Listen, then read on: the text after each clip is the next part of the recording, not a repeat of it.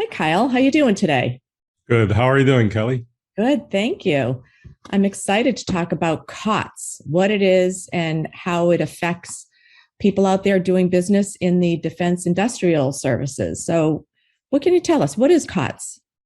COTS is what we call commercially off-the-shelf product. So what it is that government want to save money by purchasing COTS because if they don't have to make any modification, they can save money if they can buy something directly from the commercial market, right? They don't have to make any modification. And they was in fact paying the same price as you and I are paying for a hammer. So they don't have to spend $500 if they can just buy it directly from the market. Yeah, they can save a lot of money. So that's why government created this division called commercial item group to determine if there are products that are commercial items so they can purchase it. And if it is not modified at all and it's available to the public, we can purchase it and it's considered COTS. So we'll get into a little bit more detail in the definition. Yeah. Well, it's funny that you should mention the hammer because back in the 70s and early 80s, there was a slew of this kind of stuff going on where the government had paid $640 for instance, for a plastic toilet seat and $435 for a claw hammer and $37 for a screw. All of these items that you could get at your local hardware store. And so it's interesting to see that this is why COTS was established, is to prevent this kind of thing from happening. And really, the bottom line is if it's off the shelf, then you're saving the consumer dollars, right? Oh, absolutely. Yeah. And why reinvent the wheel and why do all the specs when you can just buy directly from the market? Yeah. And it also seems to me, Kyle, and correct me if I'm wrong, but it seems to also put some checks and balances into defense contractors doing business with the government, because a news story from 1986 that this large defense contractor had defrauded the government out of $6.3 million on military contracts. And I can see that COTS has a way of putting this checks and balances in place from people in the defense contractor space doing business with the federal government. What do you have to say about that? Yeah, I think if they are selling some common goods to the government, they are just configurations, they are not really modification, they can really consider as COTS, then yeah, they don't really have to charge so much for the COTS item. And if the government think like these are the COTS product, yeah, they can pay less. And also there's a benefit for the vendor as well, because when this program is established, COTS, if you are a COTS product, if you are a COTS vendor, that also help the vendors because they can get exempt from a lot of the regulations. So we'll talk about that as well. Okay, sounds good. Yeah, there's a lot to cover. We're going to get through it. Yes. Yeah, absolutely. All right. So, Kyle, we were talking about there are many implications of a COTS exemption to defense industrial based companies.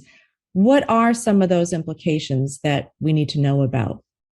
Yeah. So if you are a COTS vendor, there are a lot of benefits as mentioned. So you get exempt. DFAR 252-204-7012, which is the protecting the control unclassified information for non-federal organizations and the systems, right? So you are exempt from that cybersecurity regulations. Simply put, there's DFAR 7012, and there's a DFAR 7019, 7020, and 7021, which is CMMC, the Cybersecurity Maturity Model Certification. And there are other, like 52-204-21, which is for protecting the federal contract information. You get exempt from that as well. So there is a lot of benefit because if you're a COTS vendor, you are just basically providing this product, the same product, same price, same catalog. These are all for the government and also for the general public. So anybody can buy it. So there's not really a specific requirements for you to protect these information in terms of how do you produce this product, because that's more like your IP, you are on your own. Mm-hmm. Right. Yeah, that's interesting. So I can see how it would be a benefit to prove that it is COTS, because otherwise you have to go through this whole process, which can be very time consuming and can also be very costly. But if you prove that it's COTS, then it's a huge cost savings. Is that right? Yes, absolutely. So if your product that you produce is qualified as a COTS, yeah, there's a lot of benefits. Mm-hmm. Yeah.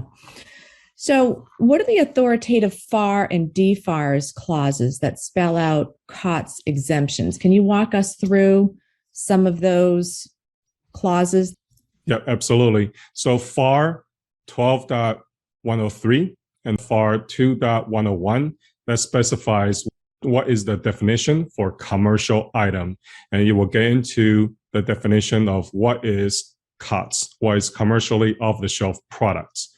Also, within the DFAR 252.204, 7012, 7019, 7020, and also CMMC, as well as 52.204-21, they'll mention about if you're a COTS vendor, you are exempt from this regulation. Okay. Kyle, can you give me some examples of what that would look like? What kinds of companies would be exempt? For instance, as a regular consumer, would it be something like Microsoft? Would it be, can you give us some examples of what companies those would be? Yeah, it could be as simple as a pencil, right? A pen or pencil that's available, government buy it. So it's always the same. You have the standard price, standard. You can buy it from Amazon. You can buy it from the catalog, right? Something that is defined, something that is already have the general public already buying it, already purchasing a big quantity. So it could be as simple as a pencil. It could be as complex as a cockpit computer that is put in a military airplane that is produced by Boeing. Because Boeing, they have a cockpit that is classified as commercially off the shelf.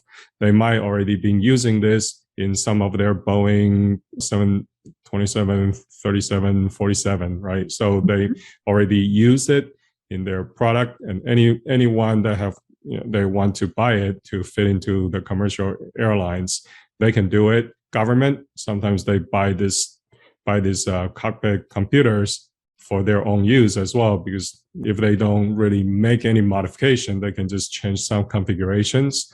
No modifications, then they can just claim that this is COTS product. And the Boeing successfully worked with the DoD, and the DoD actually certified that, yes, this cockpit computer is COTS. So it could be as simple as a pen, a microphone, or something that used within the Office product. Microsoft Office, for example, operating system, these are COTS, right? And also the camera, if there are some camera systems, if there are no modification, there are COTS. It will have a very wide range of products. Sure. So very sort of commercial uses, everyday uses. Can you give us an example of one that is not COTS? Like, give me an example of when it would be flagged for not being COTS. Yeah. So, for example, if I produce a capacitor, and the capacitor, it's very simple. It's being used in my computer. This is our very standard capacitor. If the government comes and say, yeah, we just want this capacitor, this order directly from my catalog or from my website, and place an order from the website, you already have the pricing. Very simple, that's COTS. If the government comes and say, we want that product, but we want to have the power variation cannot be more than 0.0001%, and have to be very, very specific. And anything over that tolerance is no good for us. So we want that same product, but we have additional specification. So when you actually give to us, make sure you follow that specification. Then the vendor have to do additional work and for that specification provided by the government. Mm-hmm. So this becomes a very specific specification that me as a regular customer may not be able to get. because you are designing something that is very specific for the government. Now, that becomes deviation and modification for the government, and that is when you deviate from COTS.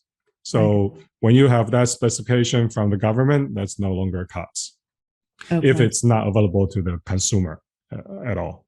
Okay, thank you for that. That really helps to clarify things. So you talked, the things that jumped out at me were a modification or a specification that changes the off-the-shelf product. Another example, maybe you have a wrench, a regular wrench. It's very easy. It's COTS. You can buy it from Home Depot, and the government might use it, so they have a wrench. But the head have to be tilted at 37 degrees, because that's where we actually have to work on this machine that's specifically designed for the government. So when you have that specification, the wrench that you are designing for the government is no longer available to the regular customer, then that wrench is actually not going to be a COTS. You will have to meet all the regulatory requirements when it comes to cybersecurity. Right. Okay. Thank you for those great examples. That really helps to clear it up. So at a high level, what are the requirements? For a commercial item, because before we talk about commercially off-the-shelf products, we have to talk about commercial item, because for COTS, there are 3 requirements. You have to be a commercial item, to be produced in mass quantity, in significant quantity, and also the product cannot be modified in any way for the government. So that is the basic 3 requirements for COTS. So what is commercial item? Commercial item, that means is the word of a type.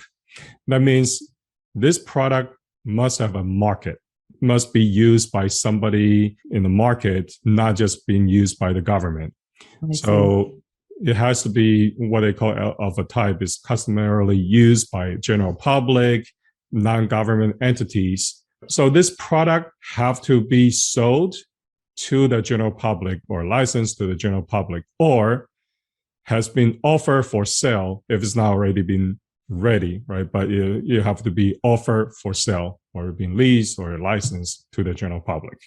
Okay, sort of like mass produced or accessible to the public. Have to be accessible by the general public for the same product. Right. Yep. And also, this product have to be available when the government is purchasing it. So this commercial product have to be available.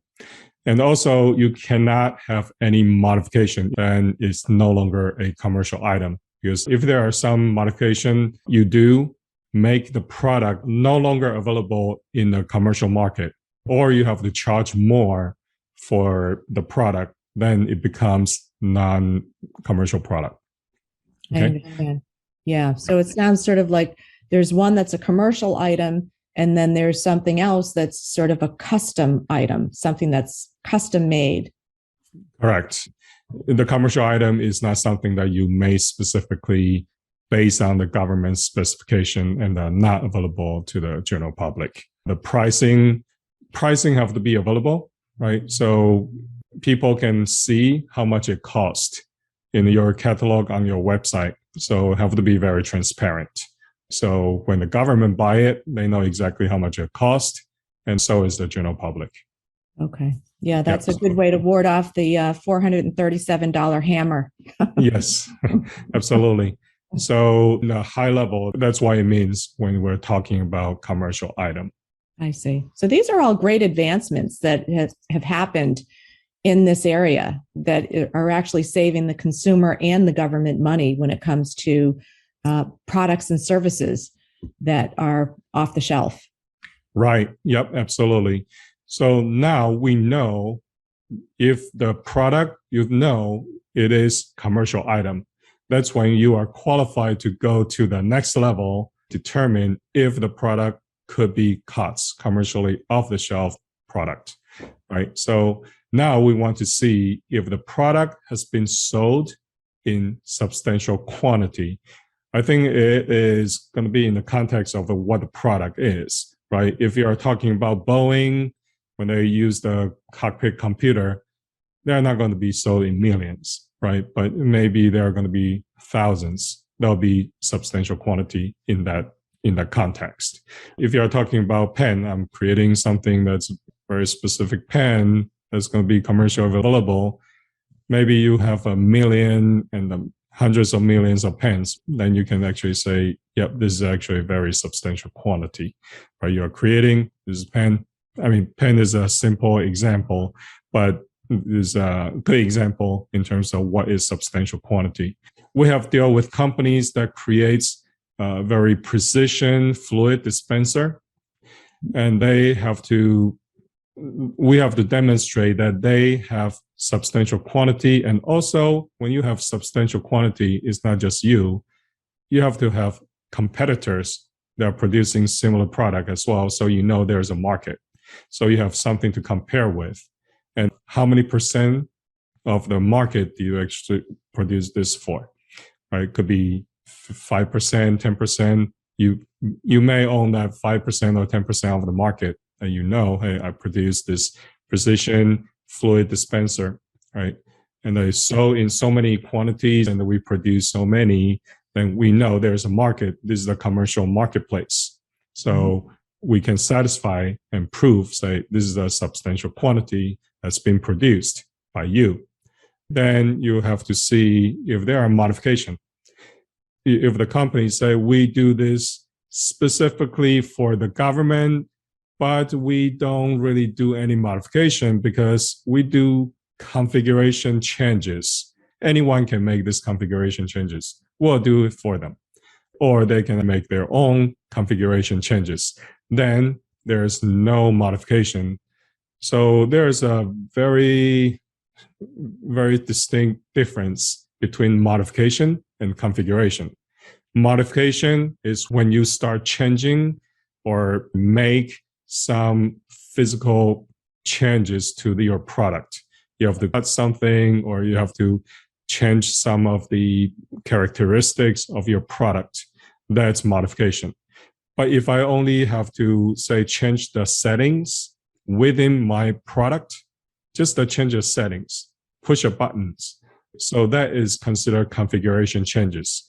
I don't have to do any code changes. I don't have to make any modification on the material, the characteristics of the material, or the tolerance of the material, the performance. So if I don't need to make that modification, I only have to tweak based on the configuration changes that's available to anyone, then that's configuration. So that is not modification, that will qualify you as COTS. If you start changing anything that's considered modification, then it will no longer make you COTS. Okay. Yeah, that's an important distinction. It gets very nuanced, doesn't it? With these changes, they're subtle, but there is a difference. And it's also one of those things that KLC Consulting can help companies to determine and walk you through that process to see exactly where these differences lie and help you through the COTS determination. So that is absolutely. Else. So Kyle, let's imagine that I am a defense industrial based company and I've just received a letter from my prime customer, and they're asking about my compliance with DFARS 252.204, 7012, 7019, 7020, and 7021.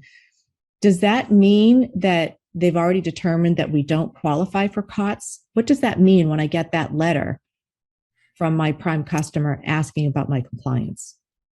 Yeah, so all these clauses, the DFARS 7012, 7020, 7021, they all have what we call flow down requirements. So what it means is prime contractors, they will need to make sure their subcontractors are following the same requirements, right? The DFARS 7012, 7020, 721, or CMMC. A lot of time, they either never discuss if your company produced COTS or not, or they don't know who they are sending it to because they just do a mass mailing, right? Emailing to all their subcontractors, say you have to comply. And here are the rules that you have to comply. So if you receive this letter, you are pretty convinced that you are selling only COTS to your prime contractors. you can talk to them and say, hey, this is what we sell. For example, if you are selling raw material, only specific aluminum alloy, for example, you can tell your prime contractor, say, this is all we sell to you, and we don't sell you anything else. Can we get an exemption because this is COTS, right? This is commercially off the shelf. There's nothing to it. Anyone can order it. There's nothing difference between what you're buying and what the other customers in the public are buying.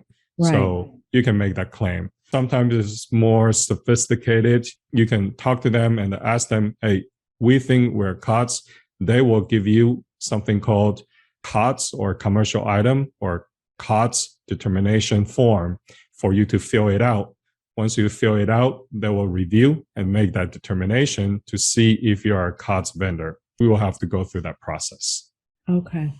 All right. That's good to know. So this is sort of like a blanket questionnaire that is sent to everybody. And then it's up to you to prove and to say whether you are or you're not COTS. And so it's a standard operating procedure to get this letter. Is that Correct. Right? Yeah. Correct. And this process is the same process when you deal with DoD or when you deal with your prime customers. Okay. And so if there's any doubt, or if there are, like we talked about earlier, these little nuances where somebody is unsure about that, then they would need to go to a third-party vendor, such as, say, a KLC Consulting, to determine exactly where they stand with this, with COTS, whether it is or whether it's not. And in that way, they can have the confidence of knowing exactly what it is and have that backup by a third party. Can you speak a little bit to how important that is, how that would be important to somebody who's received this letter and they're a little bit unsure? If you're a subcontractor or even a prime contractor, you think you have the COTS product, you should definitely fill out this form, the COTS determination form, to prove that you are indeed a COTS vendor. If you are not too sure about this determination, because there are quite a bit of documentation that you have to put together. For example, you have to show that, hey, you actually have the product that's of a type being used by the non-government and also government, right? You have to prove that, do a little bit more research. It's not just you producing it. You do have competitors, right? There are some things that you have to put together in the research. Also, you have to justify the price. And there are many things that you have to put together to show to the DoD or your prime customers that, this is COTS. If you are not too sure, you want to consult with somebody like KLC Consulting to help you put together this preparation package so you can convince your customer that you are COTS the first time. Because if they say no, it will be very difficult to go back to them again. Mm-hmm. Well, and that would take a lot of time in order to go through that process. And then it would also cost more money in the end because you're not able to sell that product until you have that determination. Yep, absolutely. And if they reject, say you're not COTS, it probably will be a little bit difficult to appeal and to get them to review again. Right. Yeah. So it's good to be proactive about that. Yep. So, is there a difference for this process in obtaining a COTS exemption from the DoD or from a prime customer? Is there much of a difference between the process between the two? The process is going to be similar, although it really depends on how much the prime customers, your prime contractors, have been trained in evaluating the commercially off the shelf or commercial item. What they will do is they're going to evaluate to see if your product is commercial item first. If you pass the first stage, they will evaluate to see if you're meeting all the requirements as COTS. So there is the two-step process. So you want to make sure you get all the ducks in a row and provide them with all the information they need to have a determination for these two process. I see. Yeah. So there are some steps to go through. And I think you brought up a really important point that, if you self-determine that you are COTS and it turns out later that the finding is that no, you're not COTS because there are certain modifications that have been made to this particular products that you're providing, then it really can be a huge setback for people. And I think it's, as you pointed out, it's prudent to go through the process of self-determination or go to a third-party vendor to help you determine if there's any question there, because the risk in the long run is not really worth it. It costs you time and money in order to make this determination. So, just know that folks like KLC Consulting are here to help with that, and to really, I think this has been very helpful to understand what COTS is and the nuances behind it, and the process behind it, and also not to be freaked out, if you will, that you've received this letter, because everybody gets that letter. Yes. Just to know that if there's any question about whether you're COTS or not, that there are options for you to pursue to make that determination. Yep. I just want to add that within DoD, they do have a group. It's called Commercial Item Group. They do the review for the commercial item determination and the cost determination. In the prime customers, they have their own process. If you are a subcontractor, you deal with your prime customers. And if you are prime, you deal with the DoD. So if you are a subcontractor, it will be difficult for you to talk to DoD directly. Okay, great. Right. So Kyle, what happens if it's a no, if you're not meeting the requirements for COTS? What happens then? Yeah, obviously you want to try to see if you are COTS, but if you are not COTS, that means you still have to comply with DFARS 7012, 7019, 7020, and CMMC. So you have to follow DoD cybersecurity requirements. So you will have to follow that process. And if you are not COTS, you want to start preparing for the DFARS 7012 as soon as possible if you are not complying yet. So DFARS 7012, it is a regulation that's already been put in most, if not all, of the DoD contracts right now, as of today, right? So if you're talking about the DFARS 7020, that's when you have to generate the score based on the DoD assessment methodology, right? And you have to submit to the SPRS system. So that requirements most likely are on the new contracts that you're seeing today. And the CMMC is in the future, most likely July 2023. That's when they are going to finalize. That's the expected date. They're going to finalize. So you want to start as early as possible, because if you're not compliant, that means you're already in violation with some of these clauses. So you want to start as soon as possible. And the KLC, we can help you put together the required documentation, go through the gap assessment, help you put together, define the scope, put together the scope and boundary for the CUI, the control unclassified information, put together the system security plan for you. As we identify some of the gaps, we will put them into plan of action and milestone, a POAM, a documentation. So we'll help you put these documentation together. So you will be able to submit the score. We'll help you generate the score and submit to SPRS. You will be compliant with the DFARS 7012 and 7020. Then we will help you prioritize some of these gaps, because you don't have unlimited resources. So we'll help you prioritize these gaps so you can work on them and put down some realistic dates so you can tell the DoD when you're going to complete all 110 controls practices you have to do. We'll help you go through this process along the way. So, but you want to start as early as possible. We're here to help. Thanks for that.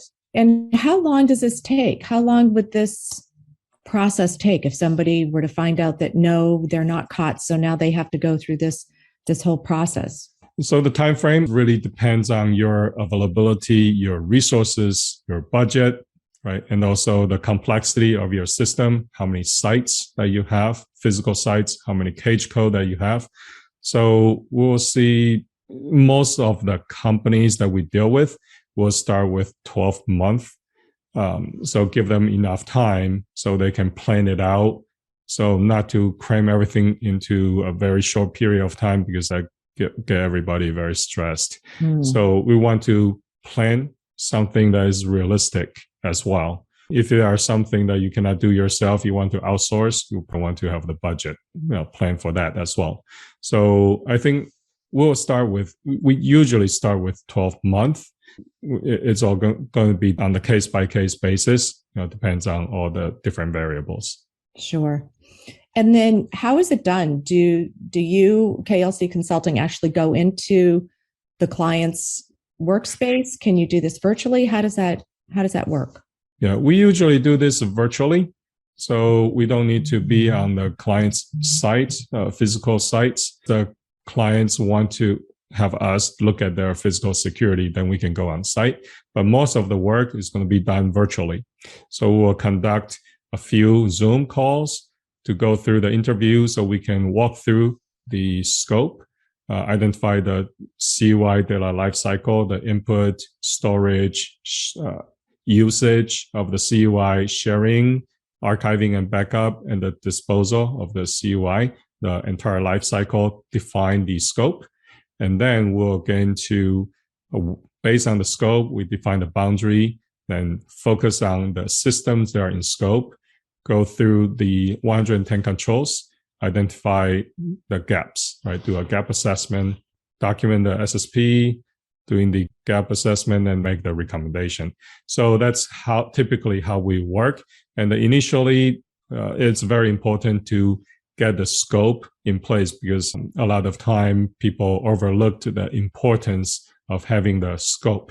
So we will help you identify the systems, software, hardware, the applications, and even the people, the departments that are touching the CUI, the people, the staff, the roles that are touching the CUI. So we will help you determine what is your actual scope, and we'll only focus on the scope we defined. So you don't have to define your scope as the entire company because your financial, your accounting system may not have CUI, so we don't have to worry about that. So we want to limit the scope to only what systems, applications, people that touch CUI.